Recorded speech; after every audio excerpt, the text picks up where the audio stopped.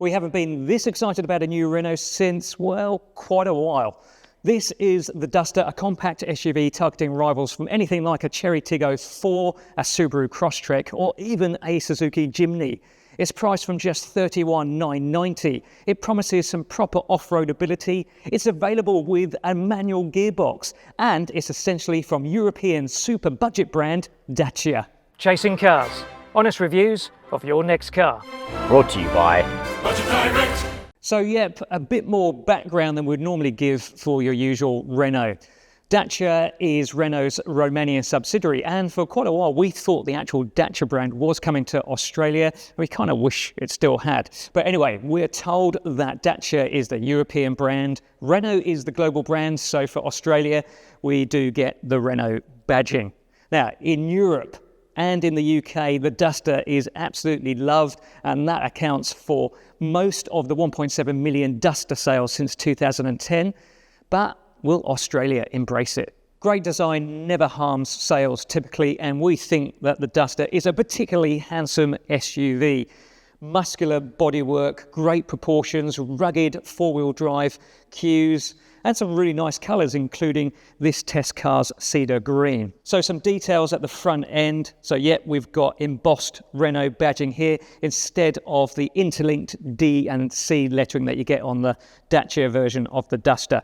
But a Dacia, a styling cue that does remain on here, and that's these sort of signature Y-shaped or arrow-shaped running lights here. But further down, this is the 4x2 model. Now for the 4x4 models, they actually get a shaved lower bumper here to improve the approach angle for hills. And the 4x4 model also gets a higher ride height. The Duster has clearly been to the Subaru Outback school of design because we've got all this body cladding down the side, over the wheel arches, along the bottoms of the doors, and even this panel here with the Duster logo on the side of the front door. Interestingly, Dacia, or Renault, calls this plastic Starkle. Now, that's nothing to do with Iron Man and Tony, the industrial guru.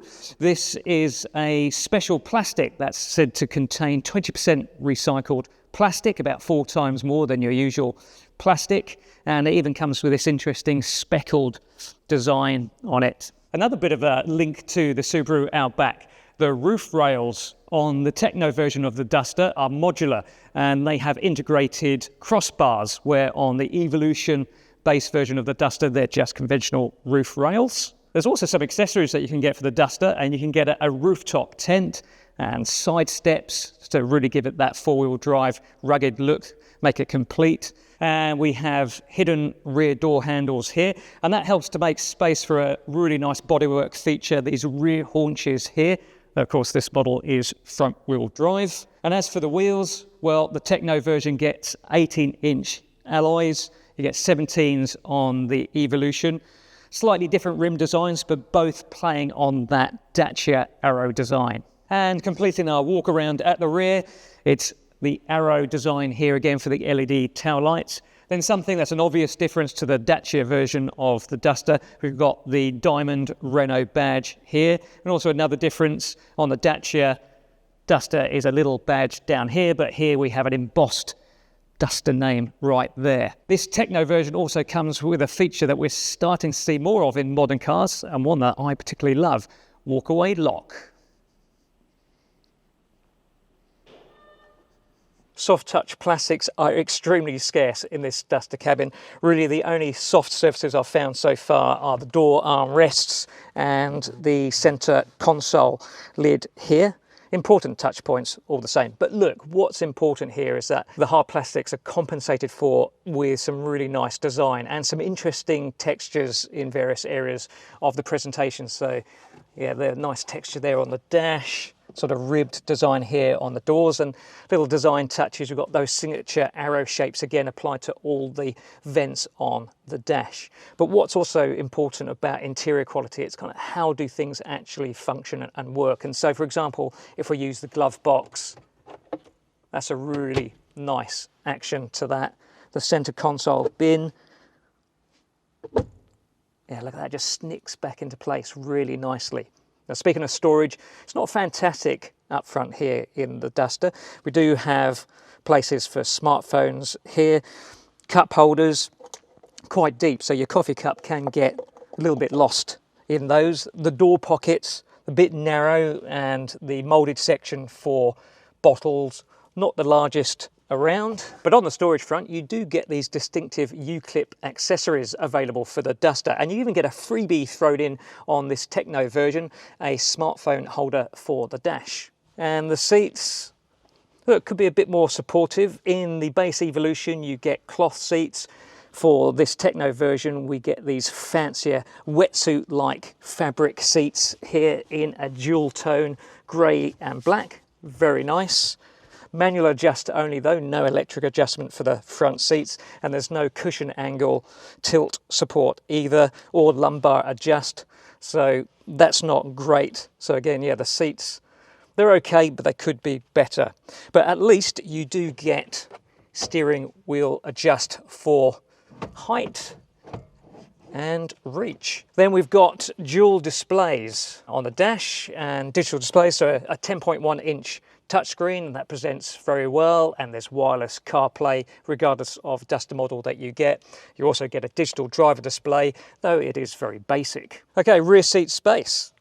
Quite a bit of knee room here. Foot space is absolutely excellent, as is headroom. The bench itself, yeah, very comfortable, unlike the front seats. So it's actually a better angle on the cushion. Very dark though, and even with this Techno flagship, there's no sunroof to let in a bit more light. Storage, also not great. You don't get a center armrest in the back. The door pockets are narrow again, and no place for putting a bottle in there. So you're going to have to stick those in your seat back pouches, though there are more of those U-clip accessory mounting points. So here on the back of the center console, and you can get a cup holder mounting for there. And you can also get a U-clip mounting bracket for the seat backs to have a smartphone holder or a tablet holder. Okay, boot space.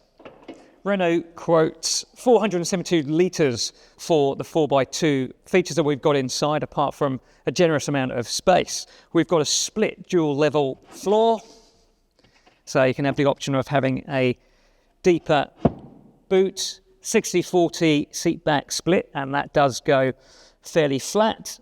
We've got more of those U-clip accessory anchor points, one on each side here, and accessories you can get for the boot, a light or another hook, but we do have another hook back here and on the other side, and we do have a little light here as well.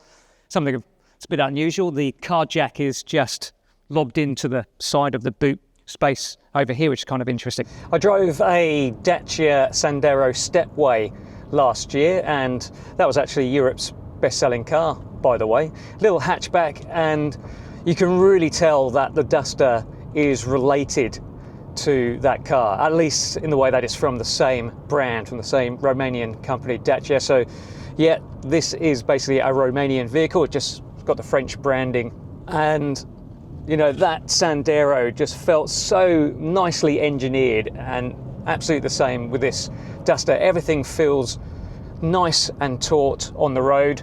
And speaking of taut, the ride is actually quite firm. We are in the Techno that has the bigger wheels, 18 inches compared with the 17s on the Evolution. So be interested to see if there's any difference with the lower spec model on the smaller wheels. But saying that, while the ride is firm, it's compliant. So it's generally very comfortable. Just with the stiffness of the suspension, it can be a little crashy over particularly deep potholes, but you do get more suppleness once you get out onto the freeway and higher speeds. The handling is really nice and secure.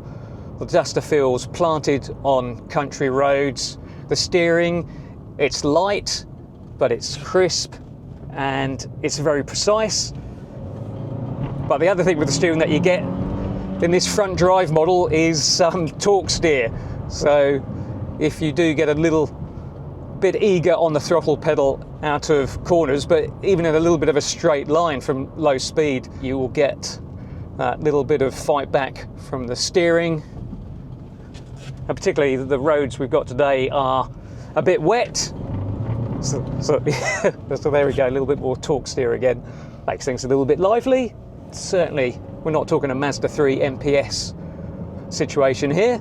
So yeah, it's a front wheel drive vehicle, this 4x2 Duster, and it's powered by a 1.3 litre 4-cylinder turbo, 113 kilowatts, 270 newton meters, so that's a big chunk of torque. So that also partly explains why we're getting some of that torque steer. And it's a pretty torquey engine. Gets up and goes, but it's not a perfect drivetrain, and it's really more to do with the 7-speed dual clutch auto. It's got some of the traditional characteristics of dual clutches, and it's a little bit hesitant when you're trying to get off the mark and from low speed before things get better at higher speed. That's where the shifts are faster, and the gearbox is at least intuitive when you're on undulating country roads or the freeway. So come towards an incline and the gearbox drops down a gear just to make sure you've got the response that you want. Unfortunately, what we won't get to test for a little while is the alternative drivetrain, which is the 4x4, and interestingly that is tied to a 6-speed manual only. There is no 4x4 auto Duster in the world, so it's not a case of just being ignored for Australia. So how many people are going to buy a manual Duster? I don't know. Obviously plenty of people buy manuals in Europe still,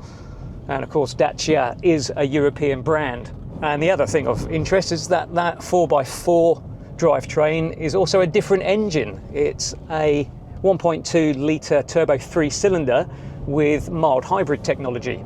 That gives you the slightly better fuel consumption of the two vehicles, at least on paper with the ADRs. So 5.7 litres per 100 for that mild hybrid engine, and this one is 6.5. And you know what, we're actually getting very close to that with our testing. We got a figure of 6.7 after a day of testing, so that is very good. And on the subject of fuel consumption, the Duster actually gives the driver an eco score.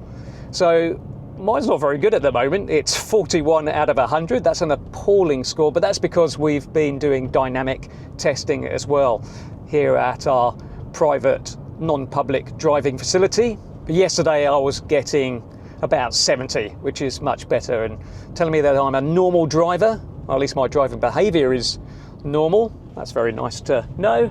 And if you really want to save fuel, it will give you some tips on how to do that. You can go into the touchscreen here. So, I'm being told I have a dynamic driving style now. More effort on anticipation. I'm normally very good at anticipation. Anyway, you also get an eco button over here. So that just kind of dulls throttle response like most eco modes. Not normally a fan of those, to be honest. There's no sport mode per se, but what you do get in this Duster are paddle shift levers.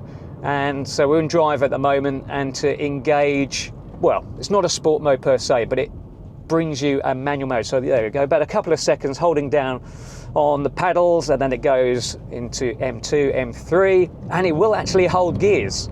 And not all pseudo manual autos let you choose your own gears, but there it goes. And yeah, actually does improve the response of the drivetrain down to second. Yeah, and the shifts are really well timed, they're quick. There's that torque steer again. The Renault Duster certainly isn't a perfect vehicle, but there's so much more to like than not. And while we can't wait for the 4x4 manual to arrive, this 4x2 model already demonstrates that Romania builds and engineers the best Renault SUV yet. Let us know what you think in the comments section below. Do you like the look of this Renault Duster? Would you ever buy a 4x4 manual? And should Renault Australia bring more Dacias and rebadge them for this market? Let us know what you think. Thanks for watching Chasing Cars.